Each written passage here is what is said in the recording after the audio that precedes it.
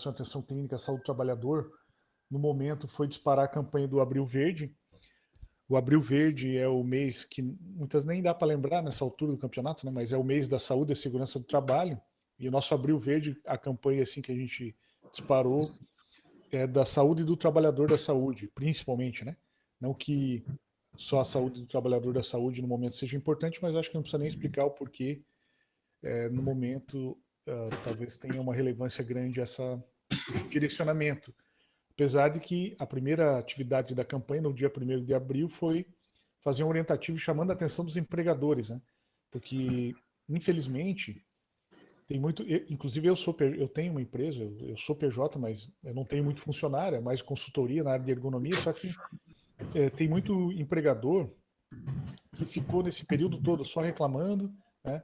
Só reclamando do contexto econômico, que tinha que voltar à atividade e tal, mas não organizou sua casa, assim.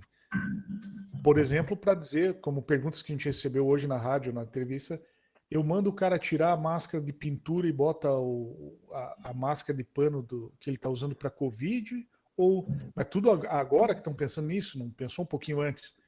Então, felizmente, assim, a gente está numa instituição que, por sorte nossa, pensou bastante nisso, tomou decisões corretíssimas, né?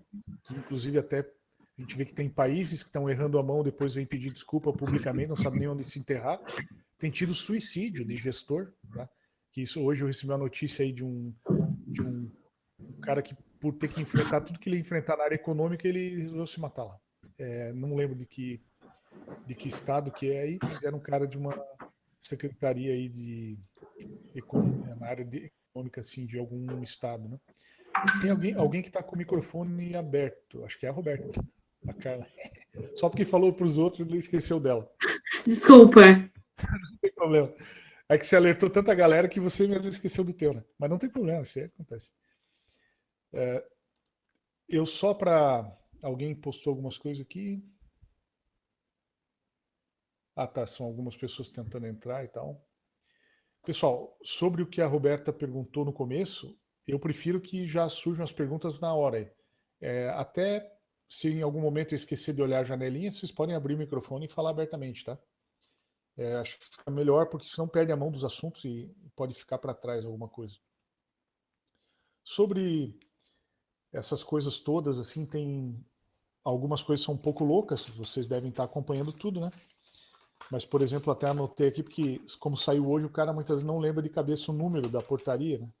Mas, por exemplo, hoje saiu uma portaria do governo do estado ali, uma portaria estadual, que no artigo 4º, num item, eu não sei se nesse caso, não entendo tanto de legislação, se na parte legal da coisa, mas no item 4, não sei se é inciso nesse caso, mas que é uma portaria, dentro do artigo 4º, no item 4, ela diz o seguinte, só para vocês terem uma noção de quanta coisa vai vir pela frente ainda, tá? Já está vindo, tem coisas que não sei se chega a ser percebida, onde cada um está aí, mas no mundo real do trabalho tem tido cada coisa que vocês não acreditam. Assim.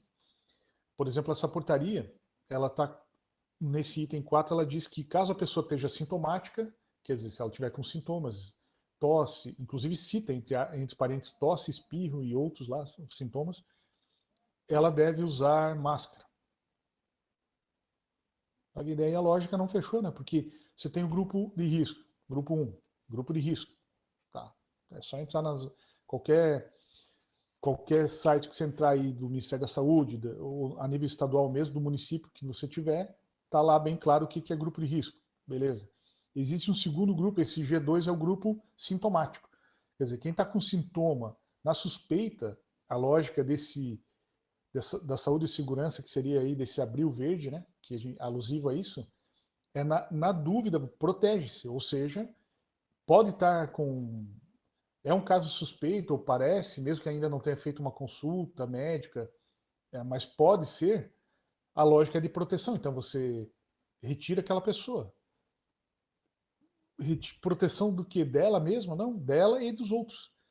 Porque se você coloca uma pessoa com caso suspeito no meio de um monte de outros trabalhadores, você está contaminando todo mundo, né? Você está aumentando esse risco, não que vai contaminar, mas está potencializando esse risco, está assumindo o risco disso acontecer. Então desde que desde que parou, logo em seguida, teve alguns dias que muita gente parou, mas logo em seguida os serviços essenciais foram se mantendo, né? Então a gente tem unidades gigantes aqui na região que tem um pouco mais de 2.000 funcionários, por exemplo, que trabalha com ambiente resfriado. Ambiente resfriado não é câmara fria, mas assim, é de 7 a 9 graus, que é a temperatura de inverno, né? Com ar seco, resfriado, fora as câmeras frias que também tem, mas daí não é todo mundo que está exposto àquilo. Que tem tido coisa do arco da velha. Assim, pra vocês terem uma ideia, a gente tem feito a operação do nosso núcleo lá de literalmente resgate de trabalhadores, é o que a gente tem feito. A gente vai lá, faz triagem, e uma coisa assim, a Secretaria de Saúde do município sabe que está sendo feito, até pediu falou, não, legal, se puderem dar essa ajuda, só que tem coisas que não dá para relatar totalmente aqui, mas existe jogo de comadre entre a empresa que tem uma grande arrecadação de ICMS e um rótulo que já existe em cima dos trabalhadores de que eles são poliqueixosos, que na verdade eles sempre vão inventar história, porque já teve, e isso também é da condição humana, né? Por exemplo, atestado frio, atestado comprado, essas coisas assim.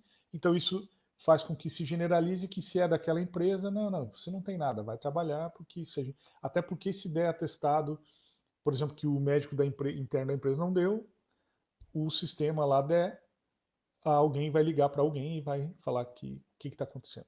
Vamos ser bem sincero, né, pessoal? Isso existe, não em todos os contextos, felizmente, mas existe. Então, quando pediram ajuda do nosso núcleo, até o recurso que veio do Ministério Público do Trabalho para nós ali, que fez melhorias na clínica, não sei se alguém conheceu ali, mas não tinha forro, a gente conseguiu ter forro, ter ar-condicionado, ter aparelhos, e principalmente, né, é destinado para custeio de bolsas de estudantes que fazem atendimento e de mestrandos, que também é interessante para a instituição, porque gera uma adimplência garantida, né, para essas pessoas que podem, por exemplo, até no momento desse estar com dificuldade de pagar, mas tem um recurso retido na instituição que é automaticamente repassado para a própria instituição, porque custeia isso aí. Então, mas esse recurso veio dessa categoria. Então, quando eles pedem alguma ajuda, ali a gente sente na obrigação de ajudar, né? Então, lá a gente, fazendo triagem, faz a teleconsulta com o médico do trabalho, que é um cara que é médico do trabalho mesmo, ele é mais ou menos como a doutora Mariana, assim, sabe? É uma pessoa humana, que ouve a pessoa que está relatando, está se queixando ali. Tem mestrado em saúde coletiva pela Unicamp, e lá de Floripa ele faz a teleconsulta. A teleconsulta é uma consulta médica, só que nem nós estamos aqui, ó. Tem que ver o paciente, não pode ser só teleatendimento telefônico, tem que ver, pedir para a pessoa se aproximar, só não vai conseguir encostar na pessoa. Só que para essa doença não precisa, principalmente em casos suspeitos assim leves, não precisa ter contato físico. Então o Conselho Federal de Medicina até liberou isso, e ali a gente tem feito bastante casos onde o Dr. Roberto Ruiz, que é esse nosso colaborador também do nosso núcleo, né? Ele faz parte do núcleo, mas quem é a médica do dia a dia, vamos dizer assim, toda semana tem agenda ali, a doutora Mariana, e ele é mais um ad hoc, ele faz algumas capacitações, ele vem, todo mês tem capacitação, ele participa da maioria, ele já fez forças-tarefas, assim, a gente já teve reuniões no INSS, porque ele é um cara bem experiente, assim, né?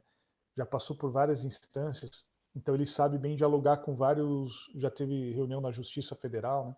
Todo caso no INSS que tem recusa para um trabalhador, por exemplo, que é negada a perícia, se a pessoa for judicializar, seja espontaneamente sozinha ou através do seu sindicato ou outra coisa que o valha, ele vai cair na Justiça Federal. No caso aqui em Criciúma, a Justiça Federal é na frente ali daquele posto de gasolina perto da Tiscos, que ali fica do outro lado da Centenária, ali, fica ali. Então a gente já teve reunião lá para tentar falar da reabilitação de trabalhadores, né? Então, ali nessa consulta, quando termina, ele, no caso que entende-se como suspeito, ele dá, ele atesta, né? 14 dias de atestado. Nenhuma empresa geralmente vai gostar muito disso, né? Ele pede o PCR, que é o teste de Covid, sabendo que não vai ter o teste, porque eles só estão testando os casos hospitalizados, que é caso moderado e grave.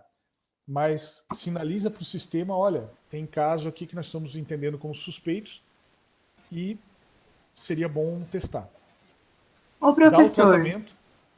Oi, já passou, deixa eu só terminar essa história. Aí ele dá o tratamento, que é o tratamento só sintomático, e no final, então ele faz tudo isso, né?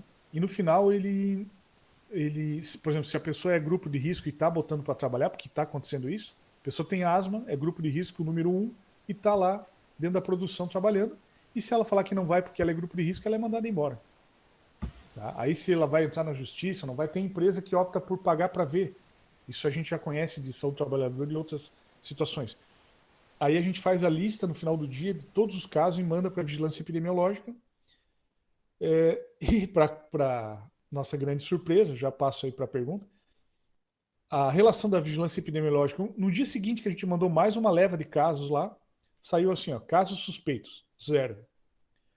Casos confirmados, daí foram os que foram confirmados com teste, que foram para hospital, coisa assim. Casos monitorados, 50. E daí os nossos estão tudo ali, os nossos trabalhadores, né, que a gente mandou. Daí vem bem pequenininho assim, uma observação. Sintomas gripais. Isso não entra na estatística, isso não entra na estatística de caso suspeito do Ministério da Saúde, isso não é notificado, não é nada. Então, são cenários do mundo do trabalho que a gente está vendo aí, só para dar um exemplo, assim, mas tem vários outros. A Petrobras mesmo, há 2 semanas atrás, ela correu um processo, foi julgado relâmpago e ela pagou e recolheu 8 milhões para indenização de trabalhadores, porque você vê os desdobramentos que o mundo do trabalho pode ter. Né? A pessoa tinha uma exposição a um determinado tipo de óleo lá, uma coisa assim. Tem alguém clicando em apresentação aí. Acho que foi o Antônio. Iniciou uma apresentação. Acho que deve ter clicado sem querer, né? O... Esses trabalhadores, eles tinham já um comprometimento pulmonar por exposição ocupacional. O que eles fizeram?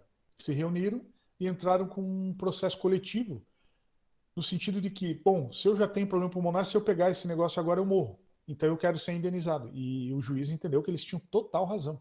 Então, só para vocês terem uma ideia de como tem coisa delicada para os empregadores e trabalhadores junto, né? Estarem se preocupando e cuidando, assim. Porque se você fizer vistas grossas, se não dá nada, se é gripezinha, bom, daí paga para ver, mas paga para ver bonito, não assim, meia boquinha, né? Tem que pagar para ver mesmo, respondendo a processo, coisa pesada. Fala aí, acho que foi a Roberta. Né?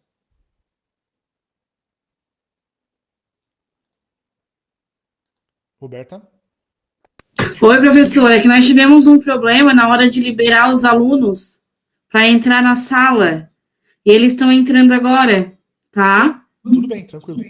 Tá bom. Mas não fui eu que chamei, não. Tranquilo. Alguém acho que falou, não sei se alguém queria falar, fazer alguma pergunta, alguma coisa.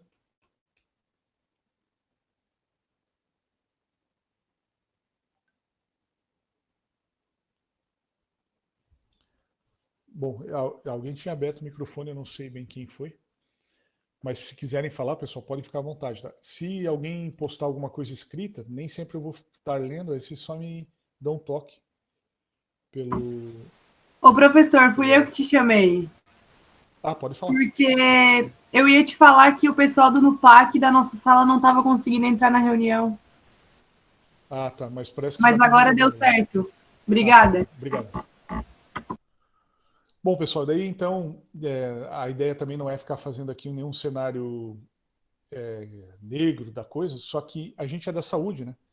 Eu fico até triste de ver algumas pessoas da saúde aí em redes sociais defendendo o contrário, que é a não saúde, que não dá para entender. Assim, é difícil de conseguir entender. A gente entende o imperativo econômico, assim, né, das pessoas terem empresa, elas querem ganhar dinheiro, elas querem. Só que antes disso, vamos tentar deixar o pessoal vivo.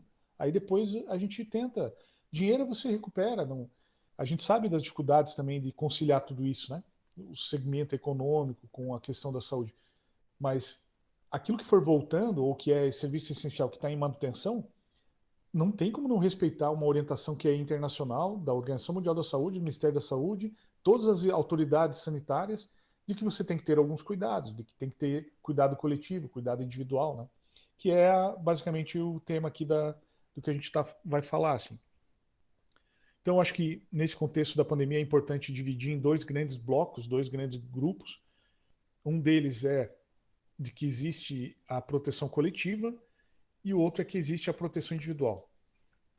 Semana passada faleceu um trabalhador em Treviso, não sei se muitos aí ficaram sabendo, um mineiro, nada a ver com a pandemia, né? Quer dizer, nada a ver também, não vou querer também dizer agora aqui que o cara estava estressado por causa da pandemia e aconteceu o acidente. Não ficaria difícil de caracterizar isso, mas até que ponto não influencia para deixar a pessoa mais tensa, né?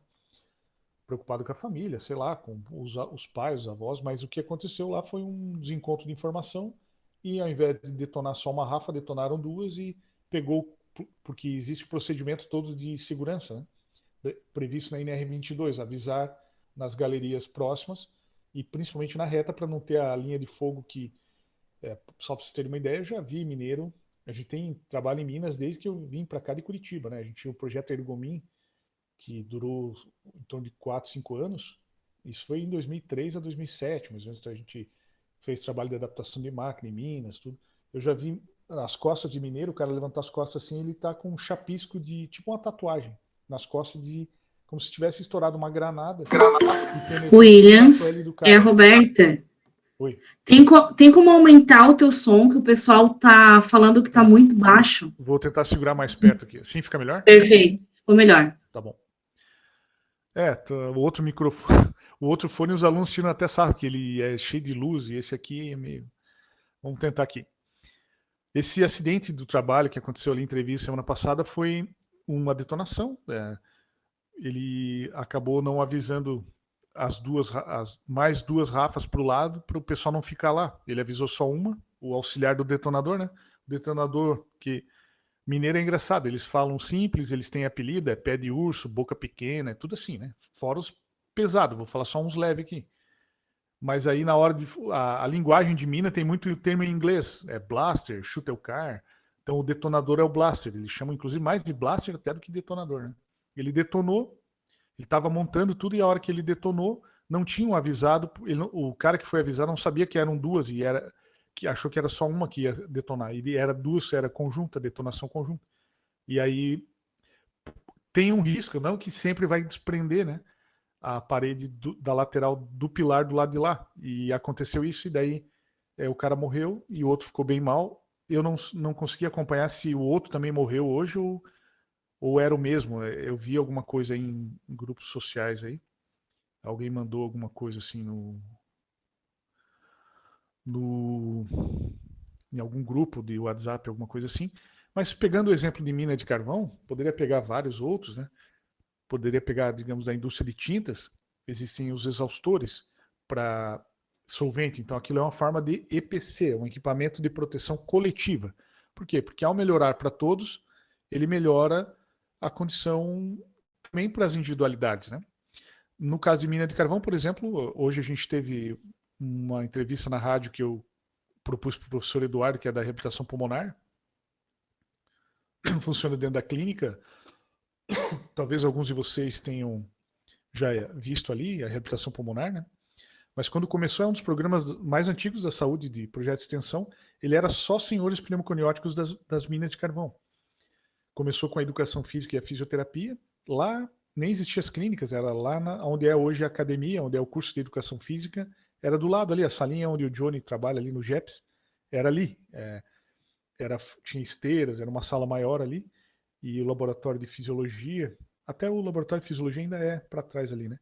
Mas a primeira clínica de fisioterapia era ali, antes de começar a estrutura lá, tinha alguns atendimentos ali e tal. Então era só senhor pneumoconiótico das minas, decorrente da exposição ao pó do carvão.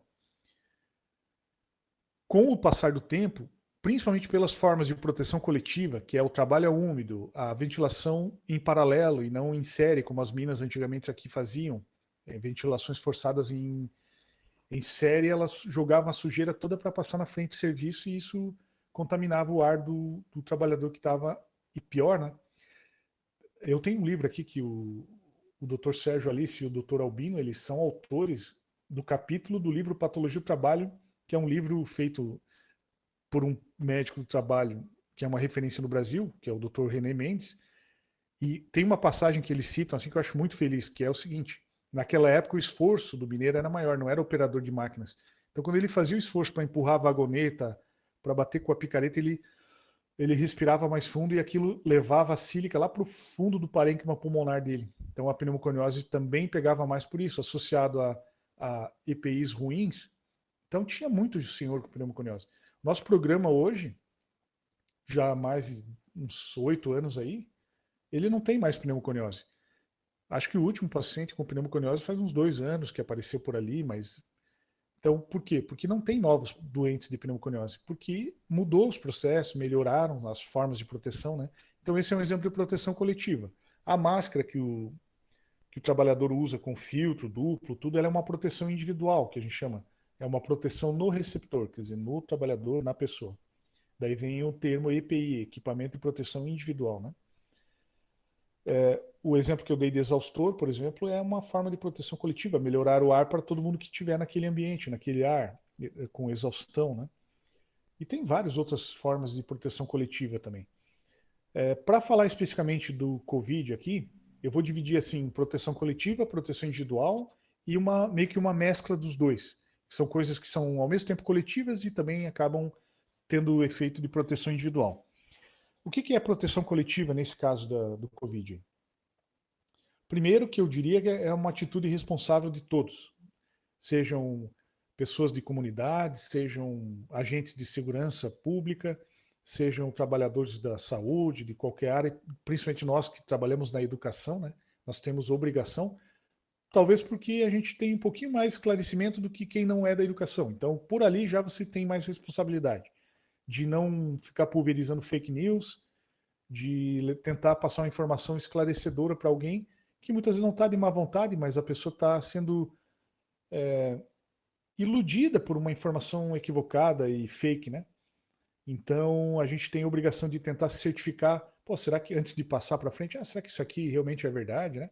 Todos nós cometemos erros nesse sentido, assim, principalmente quem tem mania de passar coisa para frente, assim, porque a pessoa quer ser útil de alguma forma, ela acaba passando, quando vê, tá passando coisa que alguém pode alertar lá, olha, isso aí não tem nada a ver, porque isso e aquilo, daí a pessoa fica até com vergonha, né? Mas, por exemplo, eu postei nos meus grupos sociais ali, Instagram, Face e tal, e alguns grupos assim, tipo, que são mais ligados a gente, né, de estudantes, bolsistas e que estão tendo aula com a gente, quando dá ali, a gente tenta postar alguma coisa, né? Que, por exemplo, essa questão de que o vírus manipulado pela China para conquistar o mundo, essa teoria que seria uma nova teoria hitleriana de domínio nazista do mundo, seria o domínio chinês. Isso aí já caiu por terra faz quase um mês, né, pessoal? Faz 3 semanas que saiu uma publicação. Quem não é da saúde aí, ó, os periódicos mais fortes que nós temos na área de saúde, e em outras áreas também, mas na área de saúde, por exemplo, é a Nature, a Lancet e a Science. São 3 revistas. Só para vocês terem uma ideia, a gente que é professor de mestrado, assim, a gente é obrigado a publicar, né? Quando a gente publica, se consegue numa revista internacional que fator de impacto 1,5, 2, o cara já fica uns meses comemorando, assim, pô, que legal. A Nature, a Lancet e a Science são fator de impacto 50 e pouco. É um absurdo, eles não publicam qualquer coisa, o crivo deles é rigorosíssimo. Claro que agora, num período desse, como é uma coisa nova, eles aceleram um pouco mais, mas eles não vão deixar de ter os revisores ad hoc dos principais nomes do mundo para revisar um periódico para publicar uma coisa que seja inconsequente. E já saiu, né, essa publicação, depois vieram outras, deixando claro que o vírus é uma derivação natural, o vírus, né, a partir de outras espécies coronavírus, e ele passou por um animal, que foi o morcego, e dali ele foi para o humano. E aí no humano, tinha que ser em algum lugar. Isso podia acontecer em qualquer parte do mundo. Foi numa cidade chinesa, até porque é superpopulacional. Agora pegar e ficar nessa, não, porque isso aí... Aí vem objetivos políticos misturado com outras coisas, e as pessoas ficam horas discutindo aquilo que não... Mas a ciência já derrubou isso. Como que o cara tá... E triste ver até...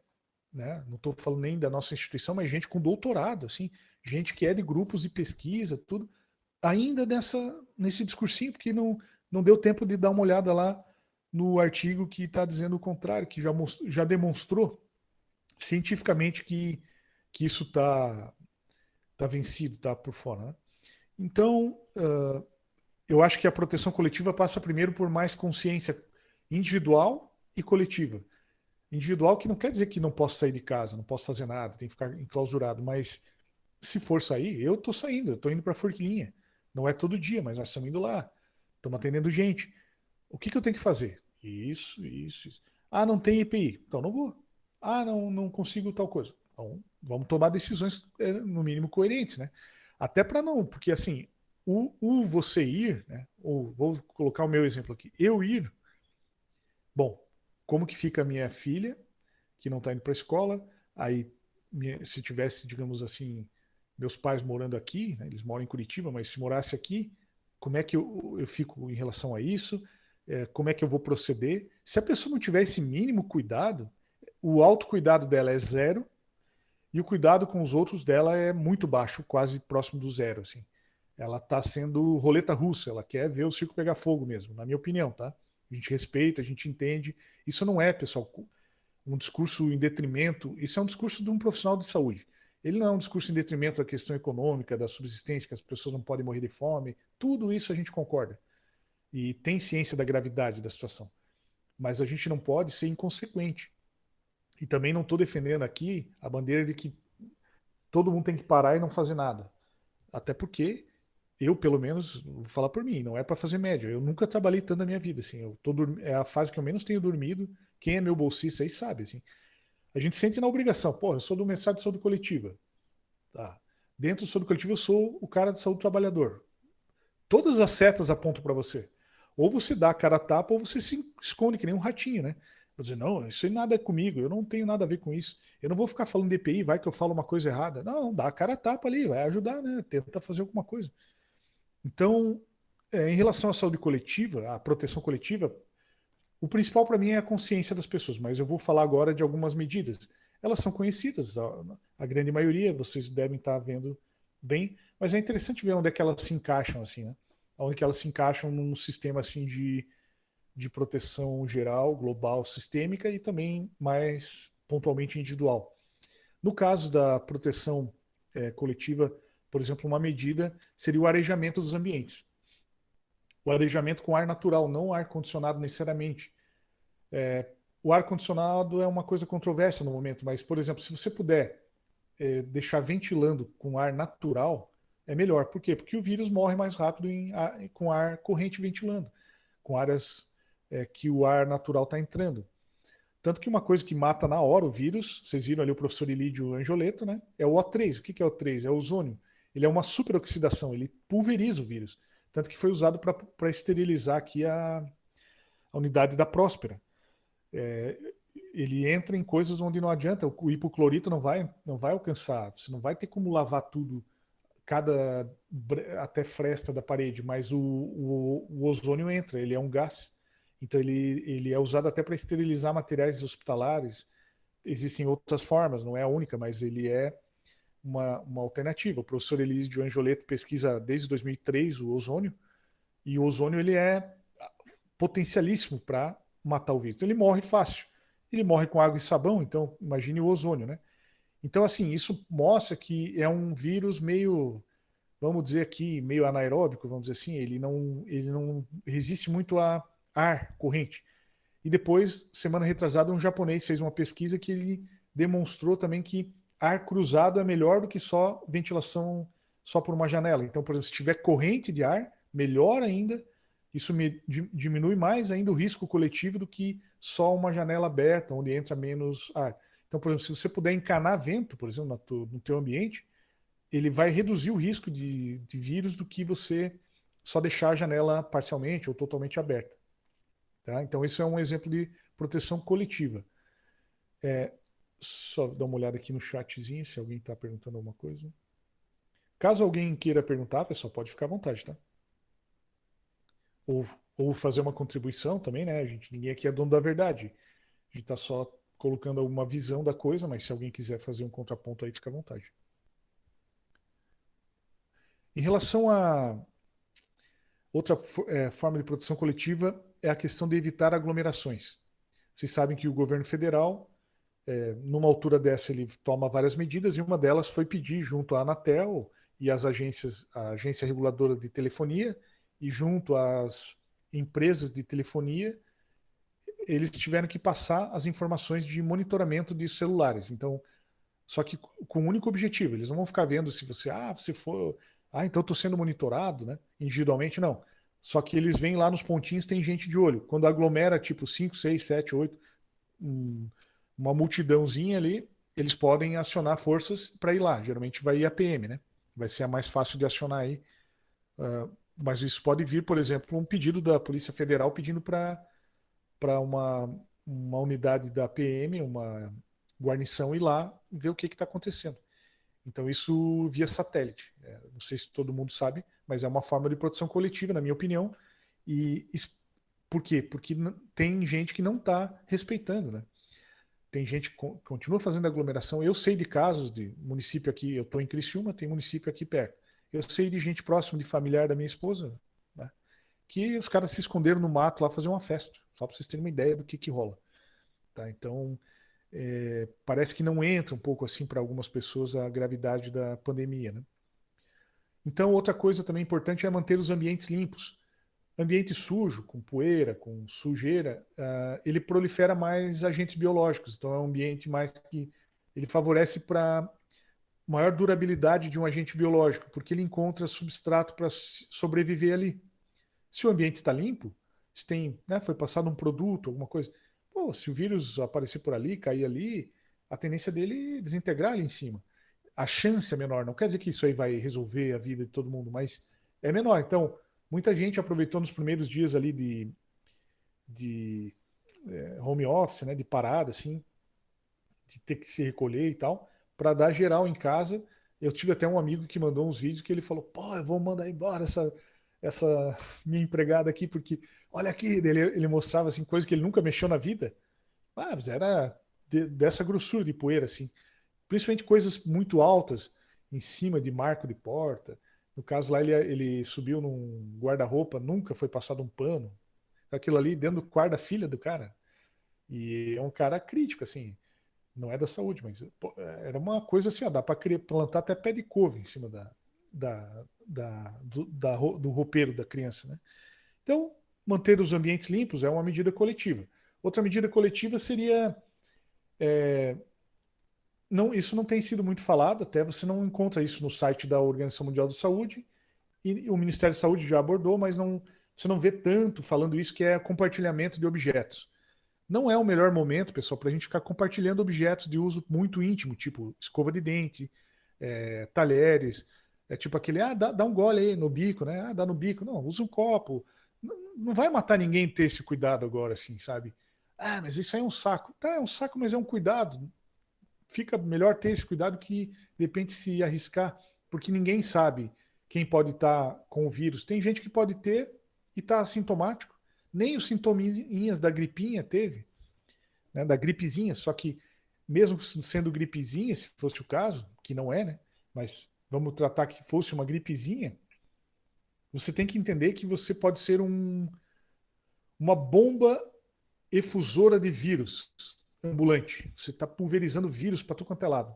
E aí vem os vulneráveis, vem o grupo de risco, vem os que podem se tornar grupo de risco, vem pessoas que são um risco maior, mas não estão nos grupos de risco e estão muitas vezes tendo que se expor mais em trabalho, coisa assim. Então, é por isso, assim, quando a gente fala em autocuidado e cuidado coletivo, é a lógica mínima da saúde coletiva que a gente teria que estar pensando, assim, né?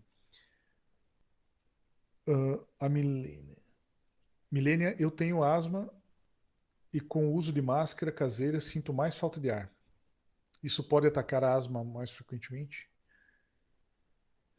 Isso é um problema, assim, uma dificuldade, né? A maior queixa do uso de EPIs de máscara para um trabalhador, geralmente, cada EPI tem um pacote de desculpas, assim, não que o teu caso seja desculpa, mas vamos dizer assim, de argumentos, né? Por exemplo, o protetor auricular, seja de inserção ou mesmo de concha, qual for o tipo, a grande desculpa do trabalhador, o que ele vai alegar é que ele pode não ouvir coisa que é importante, que a literatura vai chamar de isolamento acústico para informações úteis ou relevantes. Mas na prática o cara fala, eu não ouço a máquina, ou não ouço meu amigo me falando tal coisa ou tal, daí ele pega e não usa. Só que ele vai tendo a perda auditiva induzida pelo ruído e fica surdo precoce, né? A máscara, a maior queixa é que ela abafa, que ela não é muito respirável, que ela dá alergia no rosto, que as dermatites e dermatoses. A PFF2, por exemplo, que ela é tipo um feltro azul, ela é um tecido tipo feltroso, ela é um dos tipos que a saúde usa, né? Profissional de saúde. Até em UTI, tudo. Ele usa aquela, usa uma cirúrgica por cima e a face shield, que é aquela de acrílico por cima, que é para coisas maiores, assim, para não voar e ficar no cara, né? Porque vamos dizer que voou lá um. Sabe, né, pessoal? Quem não é aí da saúde, que tem de tudo, né? No hospital, a pessoa tosse, pode voar um catarro. Aí colou o catarro no cabelo da médica. Só que daí, tá, ela tá de máscara, beleza. Aí ela vai lá, tira a máscara. E ela vai para casa, tudo com aquele catarro. Ela nem viu. Então a face shield, que é aquela máscara de acrílico, é para coisa grande, assim, maior. Coisa macro, né? Por isso que a gente se preocupou na campanha de EPIs. Logo que a Unesc parou, a gente lançou um grupo de voluntários, não só da Unesc, uma campanha de arrecadação de EPIs, que daí a gente abandonou, porque ninguém mais ia dar nada agora, nessa altura, e a fabricação das face shields, né? Que a Unesc também tem feito, e outras entidades depois começou todo mundo a fazer, assim, e ajudou muito. Teve um hospital que foi entregue 180 máscaras, o Hospital Nossa Senhora da Face Shields, o Hospital Nossa Senhora da Conceição, eles pediram para o nosso grupo, vocês conseguem 300 face shields para nós? A gente está tentando ver se consegue um pouco lá, mas 300 é impossível, né? Porque daí começou uma lógica de estocagem de EPIs. Então, como a gente... Essa aí eu até perguntei para a Lu a opinião dela, porque a gente é da Unesc, né? E tem mais gente da Unesc no grupo de voluntários. Eu perguntei, Lu, tua opinião, a gente vai para Murel também, porque a gente já ajudou o Regional de Araranguá, já ajudou... Vamos ajudar até o Conceição, porque lá é meio, né? Nada contra ali, mas é terra da Unisul, vamos dizer assim, o hospital, a escola deles é a mesma coisa, eles virem aqui no São José querer ajudar, mas a gente já está ajudando, o que vocês querem aqui? Só que daí também, primeiro que não é mais Unisul também, né? Já virou outra coisa lá, não lembro o nome agora. E ela falou, não, ajuda, vamos lá, vamos tentar, se der para ajudar, vamos ajudar. Então, beleza. Que são essas face shields, né? Então, mesmo que eu estava comentando aquela de feltro azul, a PFF2, ela pode dar dermatites e dermatoses, que são alergias assim no rosto. Aí tem gente que abandona o uso por isso. Não é fácil achar o EPI ideal assim que conforte. O que eu diria para quem tem asma é que se a pessoa usa uma máscara, ela sente a asma, tentar ir tentando outros tecidos assim. Talvez falar com o seu pneuma, o seu o profissional imunologista, alguma coisa assim, se eles têm pesquisado ou lido sobre algum tecido que seria menos alérgeno, se bem que isso é muito individual também. O que tem que cuidar também, né, para não ter poeira, não acumular ácaros, coisas assim, talvez fazer uma aspiração da máscara para não ter aquela foligem de tecido. Eu estou pensando agora aqui, tá? Não tinha pensado muito nisso aí. Mas quem é asmático mesmo, mas geralmente sabe o que desencadeia a sua asma. É que nem outras coisas, né? Quem tem urticária ou certos tipos de alergia, a urticária é até um pouco mais autoimune, né? Mas quem tem alguns tipos de processos alérgicos, ou enxaqueca, por exemplo, o cara sabe que se sentir perfume e tal coisa, comer chocolate preto, tem gente que pode comer chocolate branco, mas se comer preto tem enxaqueca.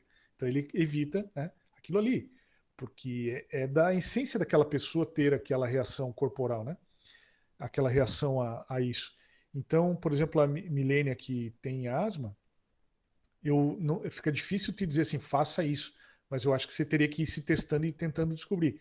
Dentro do possível, seria melhor usar a máscara, mas você não precisa, sabe, né, que não precisa ficar usando direto a máscara. Se você está num ambiente que você está num distanciamento social já há algum tempo, não tem necessidade de ficar usando a máscara, mas sempre que você sair, deve usar. E quando você retornar, na minha opinião, você deve ficar um tempo com a máscara. Até isso é uma coisa que eu nem previ de falar, pessoal, mas a minha ideia é assim, a minha sugestão, né? De quando você sai para um ambiente externo, vamos dizer que foi no mercado, teve que ir na farmácia, teve que fazer alguma coisa, ou mesmo os que estão trabalhando, né? Nos serviços aí liberados, o retorno para tua casa, principalmente quando você teve contato com gente que aparentava estar sintomática, tem que aumentar mais ainda os cuidados. Mas mesmo que não ache que tenha tido contato com ninguém, a tendência agora é cada vez mais nós vamos estar mais próximos dos casos, porque ele está em ascendência, né? Nesse último relatório, o boletim deve ter saído agora, não vi o de hoje ainda, mas o último boletim do Ministério da Saúde de sábado, ele passou a barreira dos 20 mil casos, tem 22 mil e poucos casos confirmados com teste, né? Isso não é caso suspeito. Isso tudo subestimado, porque eles sabem que não estão testando todo mundo, então você pode aumentar muito esse número e mais de, eu até tinha anotado aqui, mais de 1.300 mortes já no Brasil. E Santa Catarina não está num cenário muito confortável, ela está numa bandeira amarela, vamos dizer, tem os casos vermelhos, São Paulo, Rio, Amazonas entrou nessa, porque foi surpreendente o que aconteceu lá em Manaus, né, o despreparo. Aparentemente, mesmo sendo uma capital, Criciúma está bem mais preparado que Manaus, pelo que a gente pôde acompanhar aí na imprensa, né? Não tinha preparação hospitalar, impressionante, assim, dá para entender o que o pessoal ficou fazendo essas semanas todas aí. Agora que a coisa chegou para valer lá, eles estão tão malucos, tanto que foi mandado até forças federais para lá para tentar fazer coisa emergencial de campanha. Mas por que São Paulo, né? E por que o Piauí com tão baixo número de casos? Provavelmente porque é um pessoal que eles vão ter a contaminação comunitária, que já está começando. Não teve tanta gente viajando para o exterior, talvez pela condição econômica do estado, né? E número de habitantes. Agora você pega São Paulo, vira copos, só pipocando vírus de paraquedinha. Guarulhos e Congonhas, fora o Campo de Marte. Mas bombou, né? Gente vindo de tudo quanto é lado, gente vindo da Itália, gente vindo da China mesmo. Então, é compreensível que lá tenha tido toda essa contaminação mais rápida, assim. É como o ministro da Saúde tem enfatizado, né? Que eu, na minha opinião, assim, independente de questão partidária, pessoal, não tem nada a ver com isso, tá? Mas o ministro da Saúde, o Mandetta, ele tem sido excelente, assim, um excelente ministro da Saúde. E o braço direito dele, que é o Gabardo, que é um epidemiologista, que ele é o secretário executivo do COE, que é o Comitê de Operações Especiais do Ministério da Saúde, tem sido também tão quanto excelente, tão quanto o ministro Mandetta e toda a equipe deles. Primeiro os caras sentam lá na frente com o colete do SUS, né? O cara fala bem do SUS, o cara valoriza que o Brasil tem um programa de 32 anos que está capilar em quase todos os municípios, nas regiões. Se não tiver em todas, é só se deslocar um pouco, claro, guardadas Amazonas e Acre, coisa assim, mas na maioria das regiões do Brasil, se deslocando um pouco, você chega numa unidade de saúde. Isso não são... Nos Estados Unidos não tem isso, pessoal. Nos Estados Unidos, o sistema de saúde deles é totalmente privatizado. Lá, ou você tem plano de saúde, ou você vai pagar tudo que você fizer. Vamos dizer que você teve lá um caso moderado e foi internado e ficou um tempo e agora vai ficar mais um tempo em casa. Você vai pagar. Se você não tem plano de saúde, você vai ter que pagar. Ah, mas e se o cara está sem dinheiro por causa da pandemia e tal? Não tem problema. Eles vão te dar uma carência lá e vão te deixar pagar o resto da vida, mas você vai ter que pagar. A conta vai lá na tua casa, no teu endereço, no teu CPF. Se você não começar a pagar quando tiver que pagar, vai virar dívida. É assim que funciona. No Brasil, nós temos um sistema único de saúde, que é o SUS. Então, a gente tem que valorizar muito, porque isso já está, né, impactando significativamente no país. E também, né, pessoal, quem tem plano de saúde acha, né, mas eu não uso SUS, eu sou rico e tal, eu tenho plano de saúde, eu não preciso do SUS. Se você abre a torneira da tua casa, você usa o SUS, porque alguém tem que fiscalizar aquela água ali. Quando você escova o dente, você passa creme dental na escova, você está usando o SUS, porque alguém tem que ver o que é aquilo que está passando na escova ali, no creme dental. Quando você compra uma carne, tem sistema de inspeção municipal, estadual e federal, né? O melhor até o SIF, o federal. É o mais rigoroso. Mas esses sistemas todos são ligados à questão sanitária que é dentro de uma lógica do SUS. Então o SUS está na vida de todo mundo constantemente, né?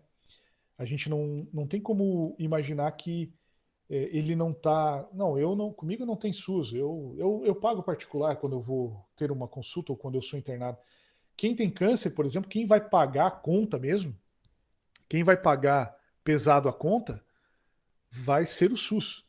Vai chegar uma altura que a questão pesada mesmo, de cirurgia pesada, se a pessoa desenvolver coisa mais grave de câncer e quimioterapia e tudo, vai ser o SUS.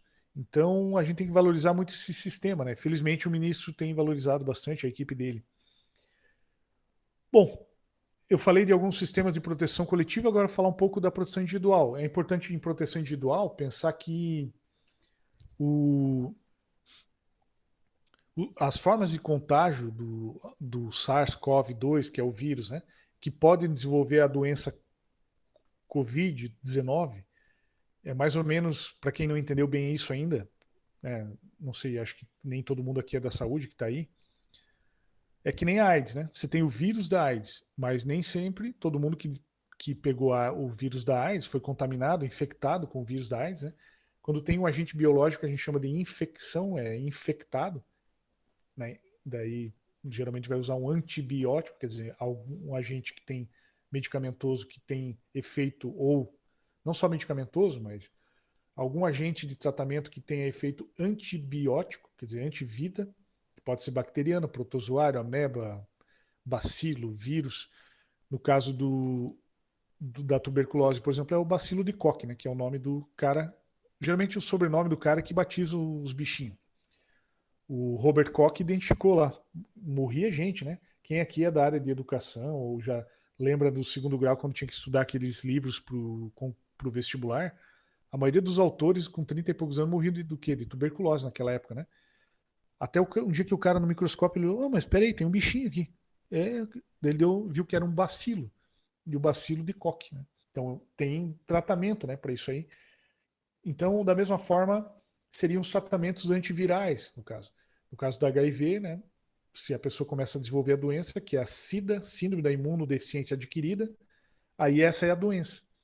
Então, a pessoa pode ser contaminada com AIDS, mas não ter a manifestação de doença. No caso da Covid, aqui seria o vírus SARS-CoV-2, que desenvolve a doença Covid. Então, por isso que é um pouco errado, mas o pessoal fala muitas vezes, né? O Covid. Não, o Covid não é o vírus. A Covid é a doença, então seria no feminino o correto, né?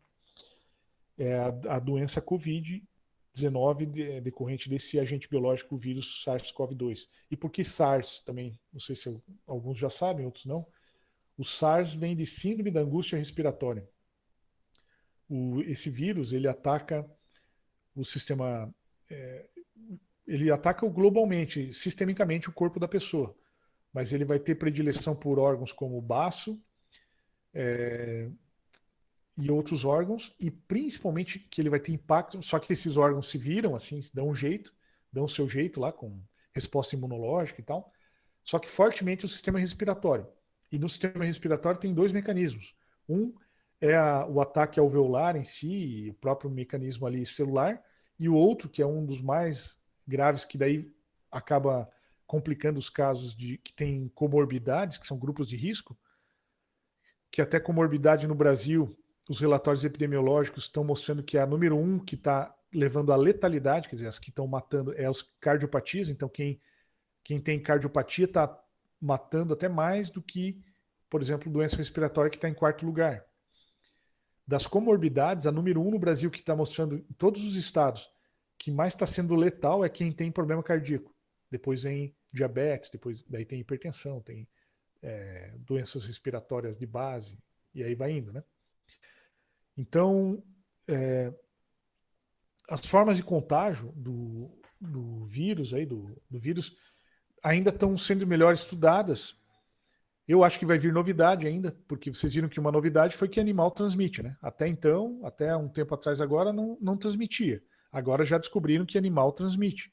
E de que forma? De várias formas. Desde levar no pelo do animal, do cachorro, até, inclusive, ele ter farejado vírus e coisa assim.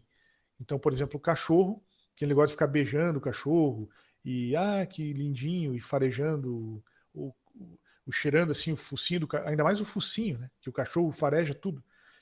Infelizmente, mas coitadinho dos bichinhos, tem que cuidar. O vírus não é letal para cachorro, até onde eu sei, até onde a gente tem visto aí.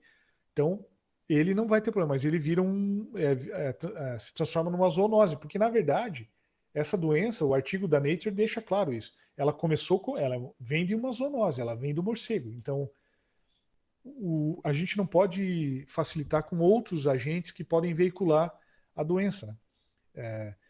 Tem as medidas, sim, né? Higienizar o pelo do animal, se ele foi passear na rua, que ele pode estar trazendo vírus também. Então, veja, tem mais isso. E gato sair por aí, então ele pode trazer vírus, sim. Isso aí. Até poucos dias atrás não era considerado que não acontecia, só que isso já ficou comprovado que acontece e foi constatado de várias formas, desde identificação de vírus em pelo de animais até outras formas aí em relação a isso. Deixa eu só ver se estão falando alguma coisa aqui. A Gabriele perguntou uma coisa aqui, deixa eu só buscar para cima se tinha alguma coisa mais. Acho que não, né? A Gabriele perguntou sobre quanto tempo o vírus fica vivo fora da superfície. Em cada superfície, em cada estrutura, ele dura um tempo. Algumas mais, outras menos. Uma coisa que ele dura bem pouco, eu acho que é porque libera íons, né? É o cobre. Até quando começou, a gente estava vendo a questão das máscaras, aí chegou uma altura que todo mundo estava fazendo máscara, então eu falei, bom, então vamos fazer pelo Nupac aí um vídeo que ajude e ensine a pessoa a fazer sua máscara caseira, né? Daí uma bolsista nossa, ajudada por outros, fizeram. Mas era que aquele ferrinho de cima, que nas máscaras caseiras, assim, muitos estão indicando usar um clipes aberto, aqueles clipes mais grossos, porque nessa hora você tem que pensar no que for mais fácil para o povão, né? Não adianta complicar muito, que daí só complica a vida do povo lá. Tem que pensar lá na dona Zefa, lá na rua, fazendo máscara, beleza. Ela pegar um clipes grosso, abrir, e aquilo ele é uma estrutura, eu não sei bem se é alumínio, mas ele é maleável, e daí ele pode moldar aqui em cima. E daí ele fecha e veda aqui assim para não ficar entrando ar com risco de contaminação.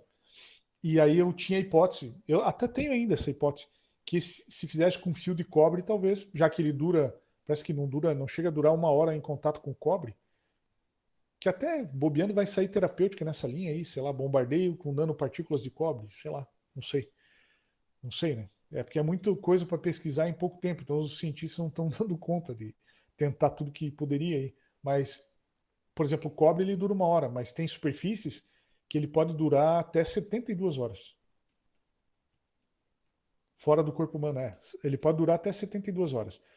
A minha ideia, assim, de quando uma pessoa vem da rua, é tomar todas as medidas, assim, até acho que eu não esgotei isso aquela hora, né? De tirar o calçado, se puder, né? Principalmente se é da saúde, teve contato com gente que pode estar infectada, tirar a sua roupa, vira do avesso, já deixa dentro de algum plástico assim para quando for lavar. Quanto mais passar tempo, melhor. Então assim, é diferente você chegar, tirar a roupa e joga no cesto, deixa lá, daí vem uma criança ali e mexe também no cesto, já não ficou legal. O diferente você tira, vira do avesso, coloca dentro de um plástico, dá uma vedada e lava daqui uns 3 dias, deixa lá no canto mais longe possível. E ninguém vem na área de serviço agora. Mas por que não? Vem depois. Passou 1 hora, melhor. Passa 2 horas. Quanto mais tempo passar, melhor do que alguém ir ali na hora. Outra coisa, você acabou de entrar no ambiente. Tem que ser bem naquele momento, você tem que se aproximar de todo mundo. Vai falando meio de longe, mas quanto mais tempo passar, menos risco. Eu penso dessa forma. Também não é uma orientação que a gente vê aí formalmente sendo passada, mas parece fazer lógica, né? Dentro do contexto todo aí da situação. Aí dentro das proteções individuais, tem as máscaras, né, que são um exemplo de EPI, mas EPI é desde capacete, cinto para trabalhar em altura, bota, tal. No caso do SARS-CoV-2 são as máscaras.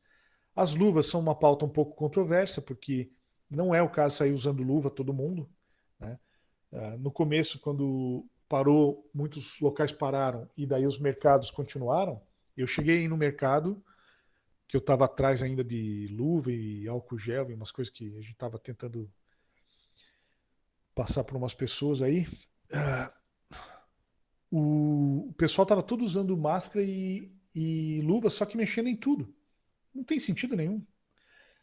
Uma luva usando direto você teria se você fosse ter risco de contágio, assim, de entrar em contato com a tua corrente sanguínea e contaminar, coisa assim. Agora, se você pega em tudo, tá de luva ou não tá de luva, é melhor lavar a mão com mais frequência, tem muito mais efeito, nesse caso, do que ficar usando luva. Agora, a luva para um procedimento é interessante. Então, por exemplo, fisioterapia foi liberado, está tendo atendimento, né?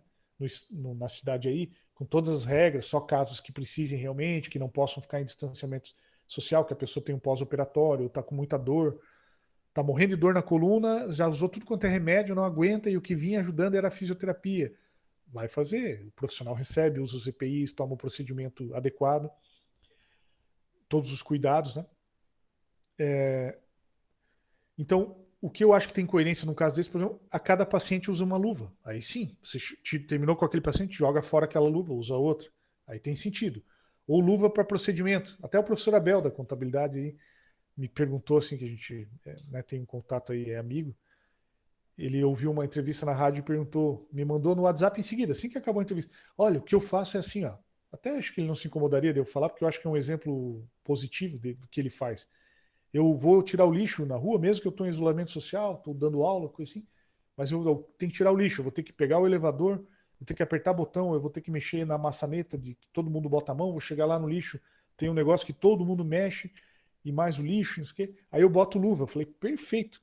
Você bota uma luva para um procedimento. Você vai lá, faz tudo aquilo, volta, tira ela ali, quanto mais longe melhor, né? Já descarta num local adequado, tenta isolar aquilo ali, passa um álcool gel, lava a mão, pô, perfeito. É para isso assim que seria um uso de luva. Agora, botar luva e ficar o dia inteiro usando, não tem sentido nenhum. Ah, mas eu sei que o pessoal da saúde está usando, mas eles estão fazendo o quê lá? Só corona. Eles não fazem procedimento nenhum. Não. Eles usaram desde sempre, né? Então, aí é outra coisa. Aí tem outras coisas envolvidas, não é só o corona. Outra, então, questão de EPI tem um monte, né, relacionado. Daí depende da atividade que a pessoa faz. Se ela vai estar em contato com gente contaminada, tem vários outros EPIs. Por exemplo, na triagem, o pessoal está usando aquela roupa que eles chamam de capotão, que fica só o rosto de fora, mais as máscaras. Ou a N95 ou a PFF2, que é específica para vírus, né? Esse tipo de máscara. O que é uma máscara específica para vírus? Ela é uma máscara com uma trança de tecido que ela é de 0,3 microns para menos. Se você olhar ela no microscópio eletrônico, vai aparecer um monte de corda gigante, né? Assim, você vai olhar lá. Aí cada espacinho daquele, se você medir, ele é 0,03 microns. Um vírus não passa, por menor que ele seja, ele é nano, né? Ele é bem pequenininho, mas ele não passa numa trança de tecido dessa. Então, por isso que essas máscaras da saúde, a N95 e a PFF2, a N95 ela reduz o risco de vírus passar em 95% e a N95, né? A PFF2 em 94%, 95 uma, 94 outra. Então são iguais. A N95 é americana, aquela famosa lá que o Trump falou que não ia vir para a América Latina, né? Aquilo ali foi o fim da picada, né? O cara fala, não, aqui não sai EPI nem respirador para América Latina, nem para o Canadá. Ele tá se... Na verdade, foi um discurso para mim, na minha opinião, mais para porque é ano eleitoral também, né? Então, o que um país quer no momento desse? Um cara supernacionalista que vai salvar o planeta, né? Foi assim que ele atacou lá o cara, matou o cara da Síria para dizer depois, olha aqui, ó, agora eles vão atacar aqui. Ou pega um cara linha dura que segura o tranco, ou vocês vão tudo morrer. Só faltou dar esse recado. Então ele já vinha com essa lógica antes. Quando ele fala aquilo dos respiradores, que inclusive tentaram reter respiradores que o Brasil comprou e não sei por que cargas d'água tinha que passar pelos Estados Unidos, ele deixou, não, aqui não sai nada, o que pintar aqui dentro é nosso. E a fala dele foi que é para salvar os americanos. Tipo assim, morram latino-americanos, morram canadenses, morre todo mundo, não quero nem saber. E a 3M, que é o principal fabricante do N95, é lá dentro. Né? Depois a pressão foi grande, ele deu uma flexibilizada ali, daí a empresa teve que se justificar toda que ela não ia deixar de atender o mercado interno deles, aí ele parece que voltou atrás. Não sei até que ponto voltou também. Sobre EPI, pessoal, daí tem mais coisas. Tem os ProPés, que eles forram os pés, né? Aquele tecido tipo TNT. O TNT é um tecido não tecido, TNT. Ele não é tipo nem algodão, nem outro tipo de malha sintética, mas ele é um tecido não tecido e ele tem sim um poder de barreira assim, maior do que outros tecidos. Mas não quer dizer que também, então tem que usar máscara de TNT. Não. Usa as máscaras que o Ministério da Saúde recomendou. Depois, até se quiserem, falar que o canal do Nupac, o meu mesmo pessoal do Instagram, tem essas postagens de como fazer a máscara seguindo as prerrogativas do orientativo do Ministério da Saúde, e tem um vídeo também de fazer máscara caseira seguindo, que no começo, né, a estudante, a Suelen Golo, ela fala dos tipos de tecido que são recomendados, quais tipos que, se não me engano, ela fala quais não são muito recomendáveis, mas ela fala dos tecidos recomendáveis. Bom, Tem outros EPIs, acho que não é o caso ficar falando aqui, daí depende de cada tipo de atividade que a pessoa vai fazer. No mundo do trabalho tem vindo muita pergunta assim, eu mando o cara não usar a máscara dele, por exemplo, aquela para pintura ou para vapores orgânicos, aquela com 2 filtros gigantes assim, e usar a máscara caseira de tecido por causa do Covid, o que que eu faço? Não, você não pode orientar para reduzir a exposição a um risco, expor a pessoa a outros riscos. Por quê? Porque dependendo da situação, ele pode ter uma intoxicação e morrer. Então, você não pode fazer isso. Você tem que manter a proteção que ele já sempre teve. Claro, ver se tem outras formas de aumentar a proteção coletiva também, adotar outras medidas, mas tem que ver como é que vai ser conciliado isso. Então, fica difícil, pessoal, dizer tudo aqui assim, todas as situações, mas num caso desse, por exemplo, talvez ele possa usar uma máscara cirúrgica por baixo e por cima a máscara de pintura, de vapores, de tintas, de produto químico. Talvez, né? Agora, é meio delicado para a gente pegar e falar assim, porque primeiro não vou esgotar todas as situações aqui. E depois também porque pode ser que naquele caso não é bem isso, e daí, mas o cara falou, agora tá aí, ó, tal. Então, cada empresa tem que ver o seu SESMIT. Aqui no caso da Unesc tem o SESMIT, né? Tem o engenheiro de segurança, tem as técnicas de segurança, a Devonete, o pessoal todo vocês conhecem ali, a doutora Mariana, que é a médica, eu trabalho. Na dúvida, vou ver com o meu SESMIT. No que a gente puder ajudar, como no PAC também, que a gente tem tentado ser útil também dentro da universidade, a gente está à disposição. Não gosto de atravessar também. Geralmente, se for uma coisa assim que é muito interna, eu vou fazer menção ali para conversar com a doutora Mariana, com o pessoal do SESMIT da Unesc, mas no que a gente puder ser útil, ficamos à disposição. Mas eu trabalho num lugar que não tem SESMIT, é uma empresa pequena e é só quase o dono, a secretária e mais 2, 3. Geralmente essas empresas menores, se elas têm os programas básicos, que é o PPRA, que é o Programa de Prevenção de Risco Ambiental, que identifica os riscos e define quais são os EPIs necessários.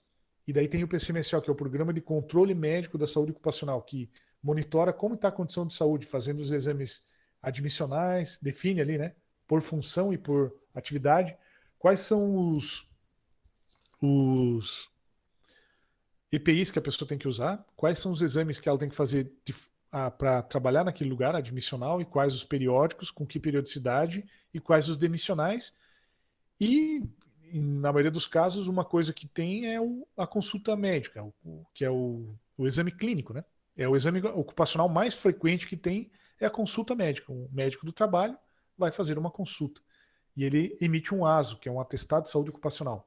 Lá tem apto ou inapto. Bom, se está inapto, por que está inapto? Né? Então, tudo isso aí. Então, uma empresa pequena, ela deveria também ter isso. Se ela não tem, aí tem que procurar alguma ajuda, sim, pessoal. Se não tiver, mas eu não tenho, não vou ter como ter agora porque eu estou quebrado, porque não tem dinheiro. Tenta ajuda. Nós aqui da universidade, na área de saúde do trabalhador, dentro do que a gente puder, não vai dar conta de tudo aí, mas se puder esclarecer alguma dúvida, ajudar. Tem outros órgãos também, né? O Sereste, o Centro de Referência ao Trabalhador. A própria Evelyn, que é a coordenadora, ela é uma enfermeira, é a nossa mestranda de saúde coletiva. Eu oriento ela, pessoal bem acessível, bem aberto, assim. Buscar aí uma ajuda, assim, orientar. No mínimo, vamos dizer que eu sou empregador. Eu sou um PJ, né?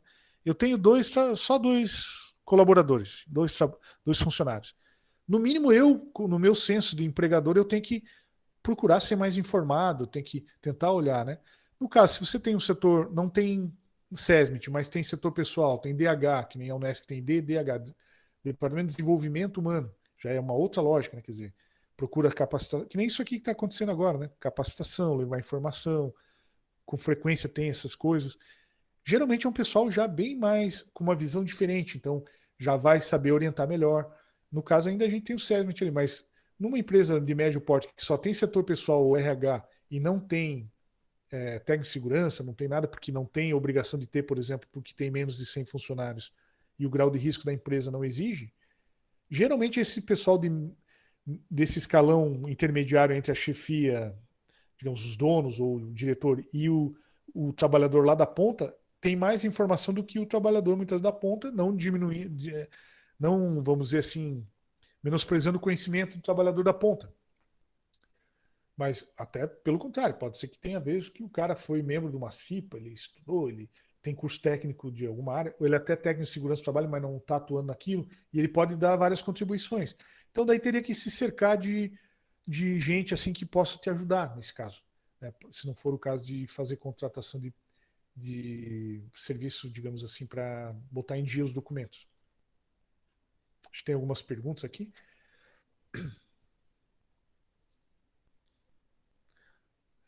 A Brenda está perguntando: os animais de estimação, cachorro e gato, tem vacina do vírus específica para eles, claro. Mas mesmo assim eles transmitem o vírus, ela está perguntando. E o vírus reside no corpo desses animais. Aqueles coronas lá são outros tipos, né? Já existiam os coronavírus de animais que os veterinários conhecem bem e tal. Esse coronavírus, especificamente, ele pode ser transmitido por esses animais de várias formas, até pelo pelo deles. Por exemplo, sei lá, ele teve contato, se esfregou lá numa estrutura que, sei lá, vou criar um quadro hipotético aqui. Jogaram lixo hospitalar, sei lá, né? Que lixo hospitalar também não vai ser jogado assim, né? Mas sei lá, ele teve contato com um ambiente onde teve gente contaminada ali por ali, espirrou, tossiu, voou catarro, sei lá, e o animal zanzou por ali, até botou a pata em cima, ou farejou aquilo ali. Ele pode contaminar, não tenha dúvida. Mesmo de forma, não só pela respiração dele, mas pelo pelo dele, fisicamente mesmo. Vamos dizer que ele vai lá e ele faz carinho no pescoço do bebê ou da vovó, no colo da vovó. Pode contaminar. Isso até um tempo, até uns dias atrás, estava se colocando que animal não tinha forma de contar. Foi identificado que tem e está saindo orientações que não vi nada ainda muito oficial, formal, mas já tem infectologistas e virologistas deixando bem claro. Inclusive eu vi num programa de TV, uma transição de horário que deu para assistir um pouco alguma coisa, o cara falando tem que cuidar, isso foi ontem inclusive que eu vi, porque transmite, e daí deu detalhes e tal. O vírus resiste. Ele resiste mais ou menos como nas estruturas. Vamos imaginar que o pelo de um cachorro seria como se fosse um carpê felpudo. Muitas vezes ali já vários micro-organismos já sobrevivem ali, né? Então, claro que uma medida saiu com o bicho para passear porque ele está estressado, só trancado e tal. Seria legal lavar, eu acho. Assim. A hora que voltar, dar um banho no cachorro, acho que era interessante. Limpar o focinho. Foi o que foi falado, inclusive essa matéria que eu vi.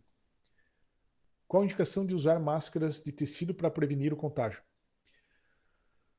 Nosso grupo ali, eu tinha recebido uma postagem da Itália, de uma irmã de uma bolsista nossa que mora lá há alguns anos. Logo na primeira semana, quando a gente recebeu aquele vídeo, que a gente estava na campanha dos EPIs, aí muita gente falava com a gente por causa do EPI. E a moça relatava assim: no começo aqui na Itália era sempre assim, sempre a mesma coisa.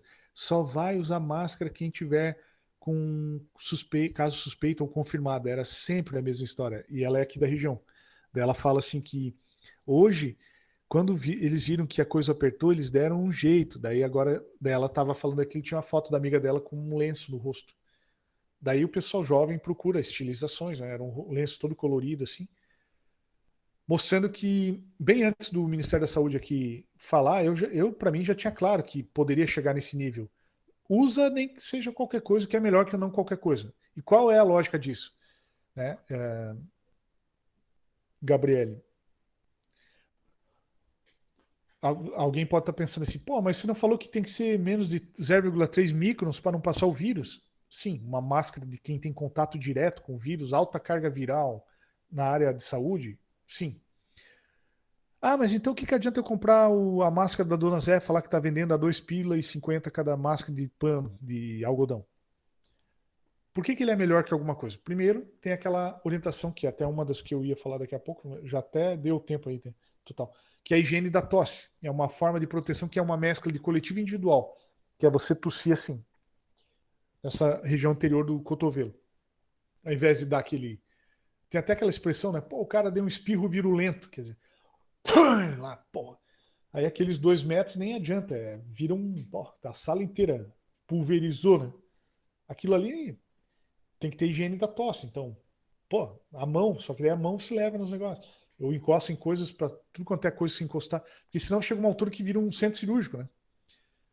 Eu uma vez tive o primeiro local de estágio que eu fiz em Curitiba foi no Hospital da Cruz Vermelha. E uma vez eu tive que ajudar numa cirurgia. Eu era um estudante novo, assim, nem era, nossa área não é cirúrgica. O cara precisava de ajuda, não tinha quem ajudasse, ele pediu, cara, você vai ter que me ajudar aqui. Era só para puxar os afastadores. Eu nunca tinha participado daquilo. A hora que eu levei a mão num negócio, ele não usa mais essa mão. Eu fiquei usando só o afastador com uma das mãos, assim, para ele poder fazer uma flebotomia, que era acessar uma veia que a paciente não estava conseguindo acessar e ele precisava botar a agulha na veia direto, né?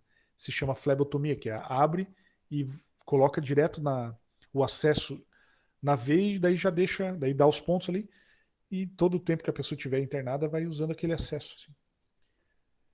Então ali você vê que a gente não vai ter como, né? Então não é adequado na mão, é adequado aqui no cotovelo, porque daí tua mão não fica com tudo aquela carga de vírus. Né? Isso está orientado pela Organização Mundial da Saúde e pelo Ministério da Saúde, pelos estados, pelos municípios. Né? Então, a questão de usar máscara tem esse efeito de minimizar um pouco os perdigotos e um pouco os aerosóis. Os aerosóis é um vapor bem fino, é difícil não passar por uma máscara, mas principalmente essas da saúde passa menos aerosóis. Então, como vamos dizer que ela reduza em muito, reduz muito o risco. Ah, não passa nada? Não existe não passar nada. É difícil um tecido não passar nada, nada, nada. Mas ela reduz muito. Em alguns tipos de estrutura tecidual, ela reduz bastante. E outra coisa é que a gente vem da mesma categoria dos primatas, né? Os macacos, primatas, eles levam muito a mão no rosto, na boca, no olho. Eles ficam constantemente fazendo isso. E nós também. O ser humano também faz isso. Toda hora leva o dedo no nariz, coça a boca, morde isso, faz aquilo. Isso é tudo forma de contágio. Então você teria que estar 24 horas se policiando para não fazer isso. Então você não vai fazer isso. Quando você vê, você está botando a mão em tudo quanto é lugar. No olho, no nariz, na boca, né? Então a máscara também tem esse efeito. Eu estou usando uma máscara lá bem simples, que foi o que eu pude comprar, foi o que eu achei, sei lá. Só o fato de ter aquela barreira aqui entre o teu rosto e a tua mão já diminui o risco. Então, por isso que o Brasil, quando ele chegou num ponto, isso aí tudo o Ministério da Saúde sabia já de antemão, né? Não, segura, né? Até imagina o Mandetta falando, segura aí, vamos lá, agora larga aquela estratégia. Eles têm até o plano F, assim, vai sendo contingenciado, eles vão largando. Então, a flexibilização não pode ser total, porque se pegar de cara assim, já foi uma loucura, vocês viram? Já pediram distanciamento social, já foi loucura, começar a chamar de lockdown. Lockdown não teve nenhum lockdown no Brasil. Os serviços essenciais desde sempre foram continuados. Quem está fazendo lockdown total é Portugal. E está com baixíssimos casos. Né? Então, mas assim, tudo tem mais ou menos risco. Nem tudo é 100% free de qualquer agente biológico que possa vir ali, mas ele diminui muito o risco. Então as medidas são nessa linha. Assim. Deixa eu ver se tem mais alguma pergunta aqui. Teve dos animais, das máscaras. Agora, eu tenho uma pergunta. Feito cá. Tenho feito cá. Com meus botões. Tenho 62 anos, tomei a vacina da gripe. Você acredita que a mesma pode ter um paliativo de amenizar o estrago do corona ou nada a ver? A vacina da gripe em si, nada a ver. Diretamente para o coronavírus. Né? Não tem nenhuma evidência científica que diga isso. Só que ela tem a ver por quê? Porque se você desenvolve, por exemplo, o H1N1 ou influenza mesmo, uma síndrome gripal, que te fragiliza e em cima vem o corona, então você fica mais debilitado e isso pode complicar. Né? Sendo que você já tem 62 anos, então já estaria no grupo de risco assim. Que também, né, pessoal, a gente tem que cuidar, tem que respeitar, mas assim, vocês têm visto que o vírus ele tem desrespeitado assim essa lógica só de grupo de risco. Ele tem levado aí a morte de pessoas jovens sem fator de risco também. E hoje eu vi notícia aí de criança com menos de 5 anos, tá? Saiu hoje. Como eu disse, assim, ó, no mundo do trabalho vem cada coisa. Eu estava lá num dia em Forquilinha, eu não esperava receber aquela pergunta. Eu não esperava que fosse aparecer uma mulher assim, até ela não apareceu, mas veio uma pergunta através de outra pessoa, foi uma pergunta indireta. A mulher está amamentando, ela foi confirmado positivo. Levaram, acho que para Criciúma, saiu o teste, tinha sido positivo. Ela pode continuar amamentando? Eu não sei, cara. Eu não tive tempo de ver isso, não sabia responder. Eu mandei para o meu grupo assim, pessoal, preciso urgente descobrir isso, tal. Os bolsistas começaram a pesquisar, que eles estão tudo fazendo coisa home office, né? Aí começou a vir retorno. E eu tinha pensado mais ou menos o que eu responderia, né?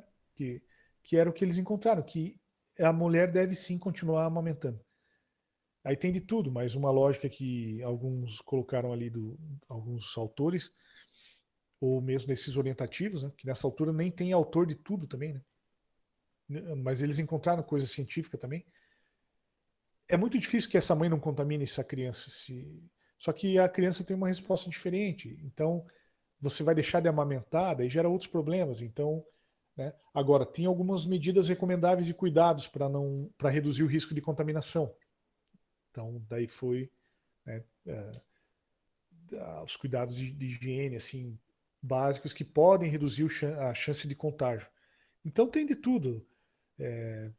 Os riscos aí não estão restritos só aos grupos de risco, né?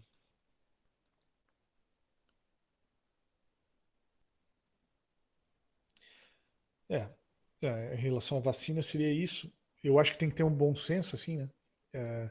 Pessoas que nunca responderam bem à vacina. Não acho que era um bom momento para correr esse risco. A minha mãe em Curitiba foi esse caso. Ela tem 80, vai fazer 87 anos em maio. Super ativa, dirige ainda, tirou carteira.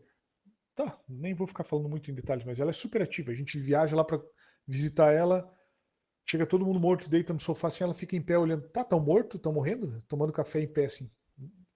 Daqui a pouco tá com 90. Quando eu nasci, ela tinha 40 anos. Ela, a primeira vez que ela fez vacina da gripe, ela falou que quase matou ela, que ela teve reação, que teve febre, que teve... Eu vou pegar agora minha mãe lá fazer, que ela tá em distanciamento social super rigoroso, minhas irmãs cuidando um monte e tal. Vou fazer ela tomar vacina. No caso dela, como ela não respondeu bem outras vezes, não. No caso dela, não.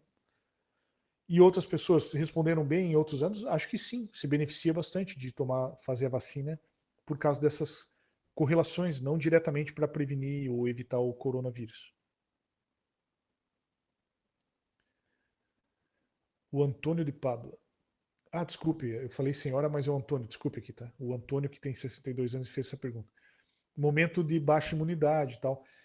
A, a gente tem que estar se preocupando assim, um pouco com isso, não nada. Acho que a melhor forma de cuidar da imunidade é não ficar muito paranoico, assim, que, meu Deus, agora eu vou morrer e tal. Porque daí a imunidade vai para baixo mesmo, daí libera.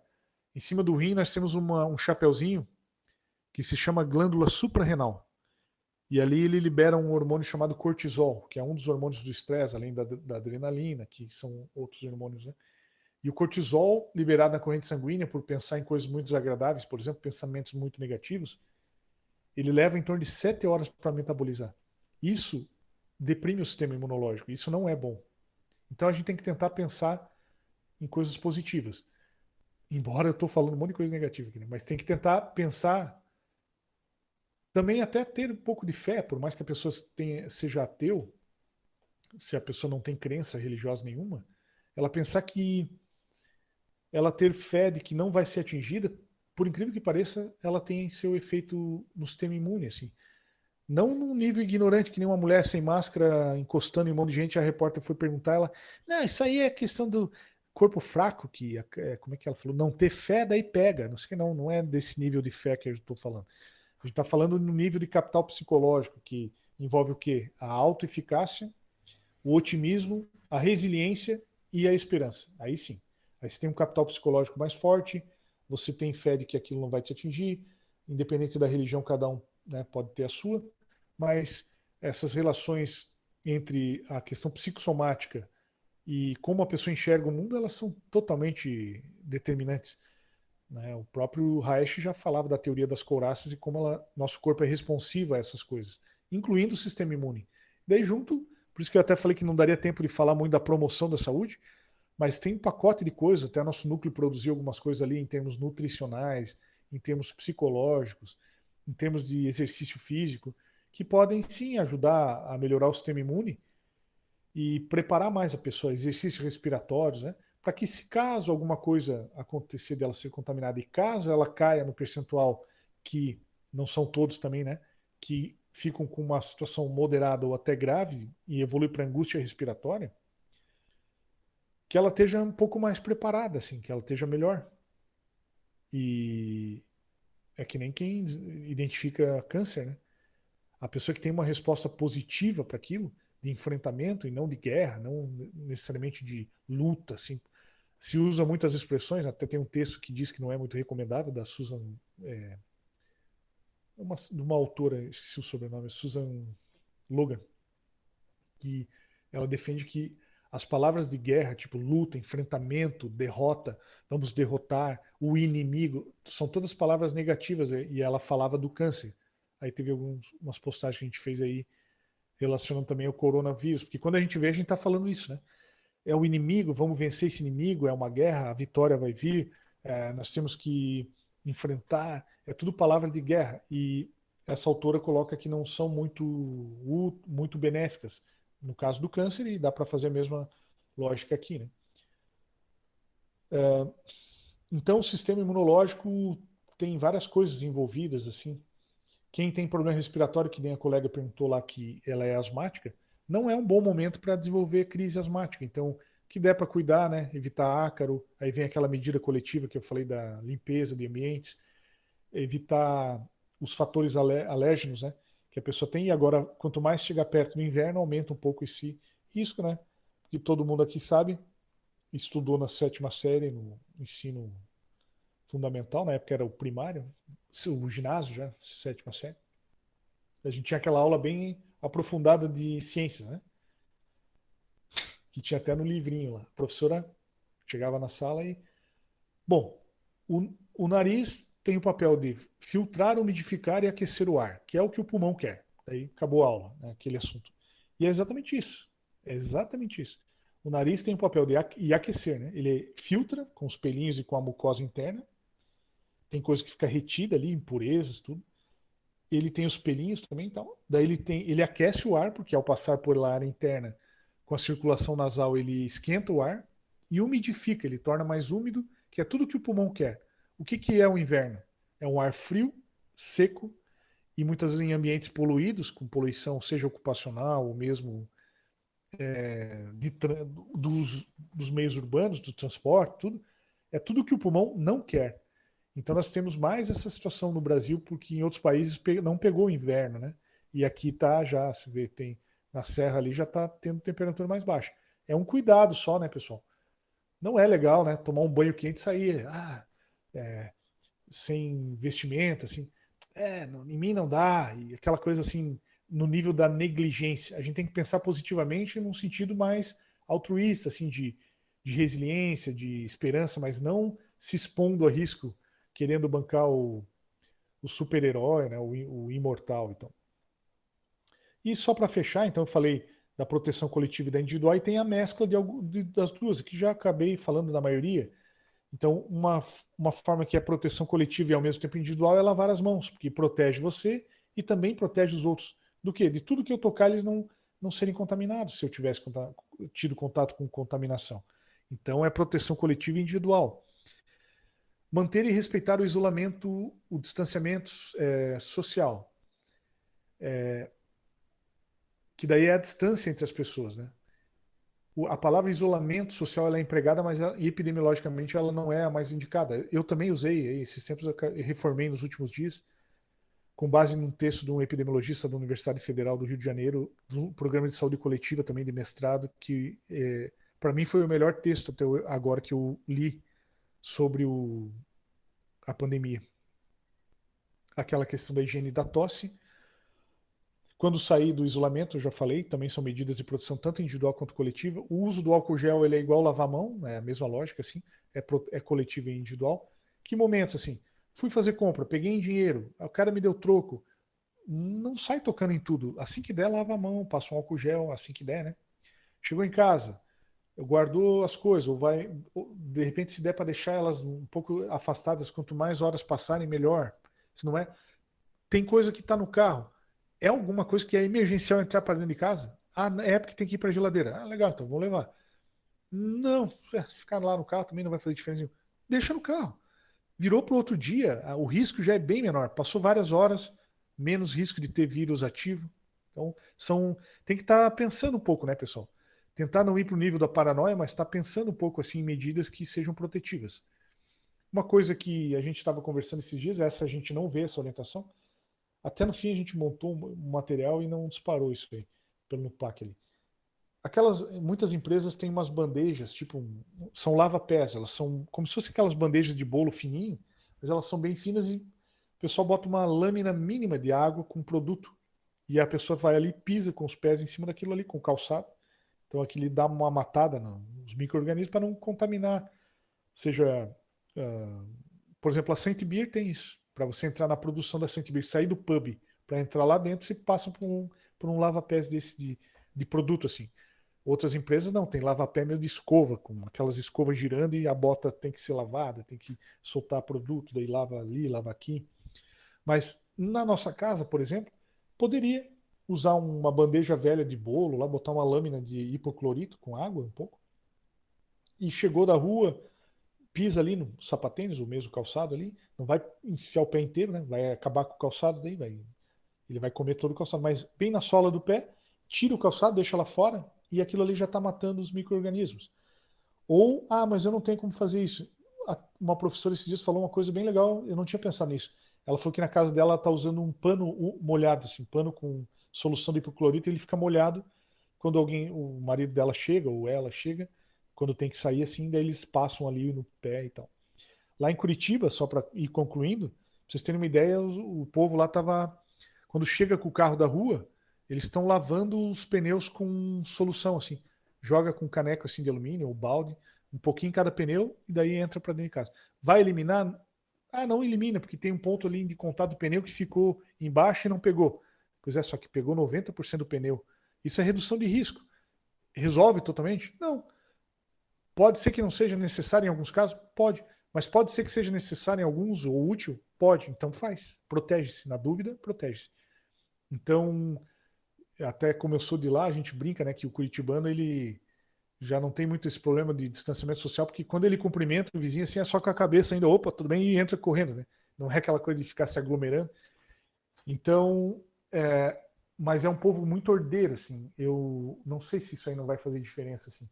Por enquanto eles não estavam indo bem no começo ali, mas eu acho que no todo, bobeando até essas culturas de povo, assim, vão fazer diferença. Como o povo português está mostrando um diferencial absurdo, né, em relação a outros povos. Por exemplo, o Japão, que o presidente está pagando para ver sem distanciamento social. E aí os casos estão explodindo. Eu espero que ele não tenha que fazer como outros locais, um dos países nórdicos, não lembro se foi Suécia ou Noruega, que teve que pedir desculpa e dizer que estava errado, como o prefeito de Milão e outros. Um troço que chegou a baixar a crista do Trump, o cara chegou a baquear mesmo, fazer um discursinho com a bola baixa. Porque não é brincadeira, né? Não é uma gripezinha, não é uma coisinha que a gente não precisa parar uma instituição aí e ficar fazendo distanciamento e tal. Pessoal, o que eu tinha pensado em falar era mais ou menos isso. Eu fico aberto aí para mais perguntas. Deixa eu ver se tem mais alguma aqui. Pode ficar à vontade, quem quiser abrir o microfone aí.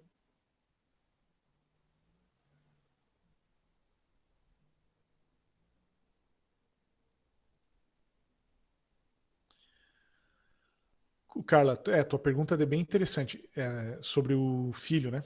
O filho se tornar assintomático. E também, isso que você está falando é exatamente isso mesmo.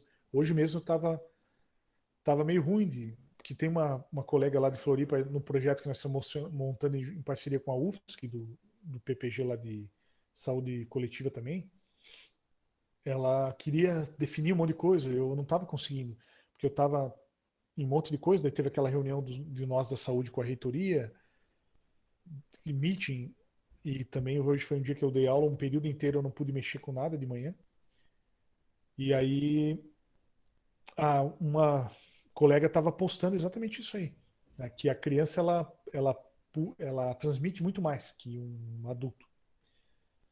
O que eu acho que é importante agora que está saindo que criança também pode desenvolver a doença e tal, né? Já teve caso aí, teve parece que um bebê, não teve muitos casos, mas já teve. Eu triaria igual. Se teu filho começar a ter sintoma, manda fazer todas as perguntas da triagem, mesmo da Unesp ali. O robozinho pergunta, vai indo. Precisou, fala com alguém, se precisar, fala com o médico. tá? Até você que é paciente do NUPAC, qualquer coisa, dá um toque para nós aí, porque tanto o Dr. Roberto Ruiz quanto a doutora Mariana, a gente pede, faz teleconsulta e até para ficar evitando de ter que ficar indo fisicamente nos lugares, eles vão fazer um monte de pergunta e se achar que é o caso suspeito, vão fazer orientação. Que daí, no caso de uma criança, como é difícil, só se ele agravar, começar com falta de ar mais grave, aí tem que levar. Mas assim, no geral, se tá tranquilinho, só que vai ter que encontrar uma forma de considerar que essa criança é transmissora, né? Tomar todas as medidas, usar máscara dentro de casa mesmo, lavar a mão cada vez que encosta em qualquer coisa e diminuir o contato um pouco, infelizmente. É um pouco ruim, né? Você pensar nisso uma criança pequena, mas e como é que vai fazer isso também, né? Mas também não vai botar numa jaula, né? Vai enclausurar a criança, mas assim, alguns cuidados mínimos e numa hora dessa uma mãe, é que nem eu falei aquela hora da amamentação, ela meio que assim, bom, aqui eu vou ter que me contaminar, sei lá, né? Não estou defendendo que isso aconteça, mas assim, dentro do que der, cuida. Mas chega uma altura você não vai deixar de amparar um filho. É um pouco delicado isso. Pensando no fato de ser perigoso levar. Isso é também ficar levando ao hospital. Então, acho que por isso que eu sou partidário da teleconsulta.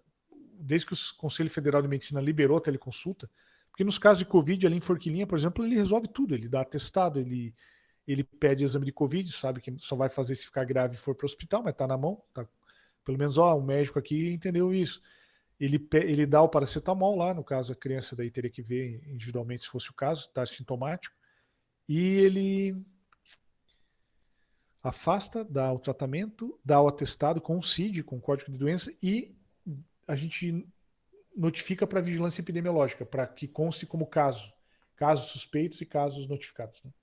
É o que esperaria da vigilância epidemiológica. Aí tem até saído chega uns SMS, igual aqueles da Defesa Civil, acho que até via Defesa Civil, não sei se alguém aí já recebeu, o pessoal do centro de Criciúma, uns amigos reportaram, existe uma pessoa com caso suspeito próximo de você, evite sair na rua, fique em casa.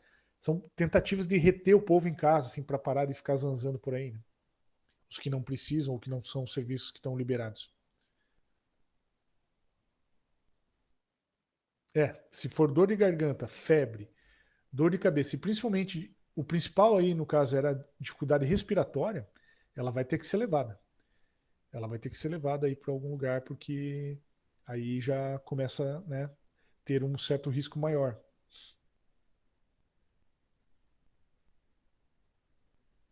A Gabriela está perguntando hipoclorito. O vírus, ele, no geral, ele morre fácil, assim. Ele morre até com água e sabão, né? Então, hipoclorito, não diluindo Se você botar muito forte, também vai acabar com o teu calçado, né? Tem que ser uma diluição, senão, se fosse assim, então joga fora o sapato cada vez que for usar. Se for para acabar com o calçado numa solução clorada, tem que ter uma diluição assim. Eu até não saberia te dizer exatamente qual a solução nesse caso para não comer o calçado e ainda ter efeito, mas que uma concentração pequena já na água, ele já mata o vírus, mata. Tá? Até porque o próprio água e sabão, porque ele tem o invólucro desse vírus, ele é de gordura, ele é de lipídio. Então, o que quebra a gordura? Sabão, coisas sabonáceos e esse tipo de material de higiene, assim, tipo solução clorada, ele rompe aquela barreira e ele desintegra, o vírus morre. Então você vê, ao mesmo tempo que ele é bem agressivo, ele se multiplica muito no corpo e ele choca o sistema imunológico da própria pessoa também, então isso é uma outra reação, né, que eu ia falar que eu acho que não sei se eu cheguei a falar. O corpo reage contra o próprio corpo mesmo, porque ele começa a ler que células dele mesmo são inimigos. Então vira uma guerra dentro do corpo da pessoa que complicou, né? Infelizmente, pessoal, não querendo assustar aí, mas o que tem a média no mundo e no Brasil não está sendo diferente, é que caiu na UTI, caso grave de angústia respiratória que foi para ventilação mecânica, é um cara ou coroa, é 50%. Metade vive e metade, infelizmente, não aguenta. E são os óbitos aí. Então, por outro lado, ele é tão nocivo assim, e ele se prolifera lá dentro, e ele consegue ter essa mutação e ainda não se descobriu um tratamento específico para ele, que eu particularmente penso nos coquetéis, eu não acho que vai ser um remédio, ele vai ser um coquetel retroviral, assim, uma combinação, porque é o que ele faz mutação, ele tem vários efeitos, então tem que ser coquetel, não é uma droga específica. Eu penso isso, tá? Eu acredito nisso pelo que a gente tem lido aí. Eu não sou virologista, mas lendo algumas coisas parece ser a tendência. Não é a hidroxicloroquina a droga ideal. Ela é um quebra-galho, isso está evidente. Ela não resistiria a qualquer estudo mais sério, randomizado e tal. Eles estão... E eles sabem disso. As autoridades aí maiores sabem bem disso. Ele é um remédio que, em alguns casos, parece que deu alguma resposta um pouco mais positiva e está sendo usado. Até nós temos aí gente da própria instituição e da casa aqui, do Hospital São José, pesquisador, professor Felipe Dalpisol, que está participando de uma pesquisa nessa linha. Esperamos que tenha resposta bem positiva, mas o que me parece é que o que vai dar resposta melhor mesmo são uma possibilidade de algum coquetel que seja desenvolvido. A água sanitária tem diluição indicada. Sim, sim. O próprio Mandetta citou, ele falou, eu vou citar, olhou para o lado e falou, que boa, falou bem assim. Porque eles estavam falando muito, para não falar marca, ele falou, vamos falar para o povo entender, que boa, bota que boa lá. É isso aí mesmo, essa aí, ela é uma solução de cloro. Não sei se mais alguém tem alguma pergunta, pessoal. Acho que já até passou bastante, né? Já deu quase 2 horas. Ninguém mais? Então eu queria agradecer aí o interesse de vocês, né? Ficar até esse horário aí. Espero que tenha sido útil. E a gente coloca o nosso núcleo à disposição no que for possível, né? Que tiver a nosso alcance. Se a gente não tiver alguma limitação até ali, a gente vai tentar passar a bola para alguém que entenda melhor que nós sobre esse assunto ou essa situação que tenha surgido. Tá bom? Obrigado, pessoal. Boa noite. Vamos se cuidar todo mundo aí, cuidar dos nossos comunidade aí. Um abraço.